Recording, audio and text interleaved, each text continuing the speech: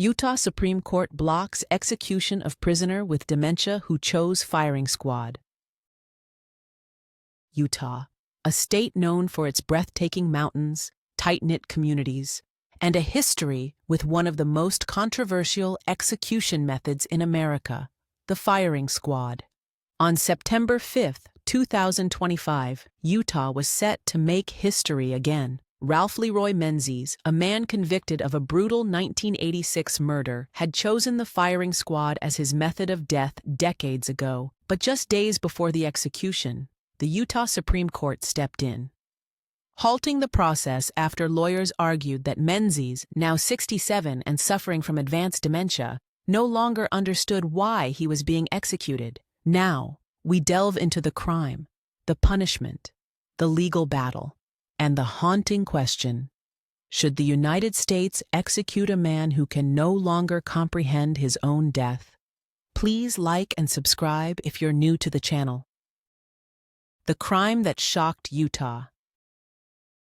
It was February 23, 1986. Maureen Hunsaker, a 31-year-old mother of 3, was shopping at a Utah convenience store. She called her husband later that day, her voice trembling, saying she'd been robbed and kidnapped, but promised she'd be home by nightfall. That night came and went. Maureen never returned. 2 days later, hikers in Big Cottonwood Canyon stumbled upon a gruesome scene. Maureen's body lay lifeless in a picnic area, strangled and her throat slashed. Investigators quickly zeroed in on Ralph Leroy Menzies, a parolee with a violent history. Witnesses tied him to Maureen's abduction, and the evidence sealed his fate. He was convicted of capital murder and sentenced to die. But unlike many death row inmates, Menzies made a choice. When offered, he selected the firing squad. Why? Some say defiance. Others say he believed it was quicker, more certain, maybe even more honorable than the slow drip of lethal injection. 37 years on death row. Decades passed. Utah carried out executions sparingly, its last firing squad execution taking place in 2010. Nationwide, lethal injection became the standard, but firing squads remained a controversial relic, still legal in Utah and a few other states. Meanwhile, Ralph Menzies waited, year after year, appeal after appeal. During his 37 years on death row, Menzies' health began to deteriorate. He developed dementia so severe that by 2024 he relied on a wheelchair, oxygen support, and could no longer fully communicate. His attorneys argued that he had lost the very thing the law requires for execution, the ability to understand why he is dying. This wasn't just a medical issue, it was a constitutional one. The legal battle. In early 2024, his defense team launched a final push to spare his life. Their claim? That executing a man with dementia violates the Eighth Amendment, the ban on cruel and unusual punishment. Medical experts clashed in court. Prosecutors brought doctors who insisted Menzies still understood his circumstances. The defense countered with specialists who said he did not. Then came Friday's ruling. The Utah Supreme Court blocked the execution, writing, Menzies adequately alleged a substantial change of circumstances and raised a significant question on his fitness to be executed. The justices acknowledged the pain this decision caused Maureen Hunsaker's family but said, quote, "We are bound by the rule of law." For Maureen's family, the ruling was devastating. Nearly 4 decades after her murder, they remained trapped in the endless loop of court hearings, appeals, and delays.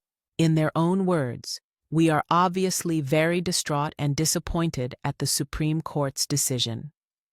They asked for privacy, but their pain echoes through every family forced to endure the death penalty system. A history of dementia and execution. This isn't the first time America has faced this dilemma. In 2019, the U.S. Supreme Court blocked the execution of Vernon Madison, an Alabama man who, like Menzies, suffered from dementia. Madison had murdered a police officer in 1985 but by the end of his life, he couldn't remember the crime. The court ruled that if a prisoner cannot understand why they are being executed, then carrying it out serves no legal or moral purpose. Madison died in prison in 2020. That decision followed earlier rulings banning executions of people with severe mental illness or intellectual disabilities. The reasoning is clear. If execution is meant to serve justice and retribution, it cannot work on someone who cannot comprehend it. The firing squad debate. Yes, several states still allow execution by firing squad, though it is a rare method, with Idaho, Mississippi, Oklahoma, Utah, and South Carolina permitting it. Idaho passed a law in 2023 authorizing the method as a primary execution option when lethal injection is unavailable, a measure Governor Brad Little signed in March 2025 to make it the primary choice. South Carolina, too, enacted legislation in 2021 to allow it. Beyond dementia, Menzies' case reignites another debate: the firing squad. Since 1977, only 5 prisoners in the U.S. have faced death by firing squad. The method is seen by many as barbaric, a throwback to the Old West.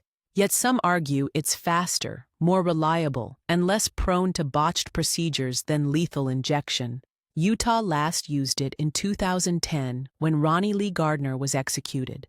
South Carolina revived it just this year, executing 2 prisoners by firing squad. But in 2025, firing squads remain deeply controversial, viewed by some as efficient justice and by others as state-sanctioned brutality.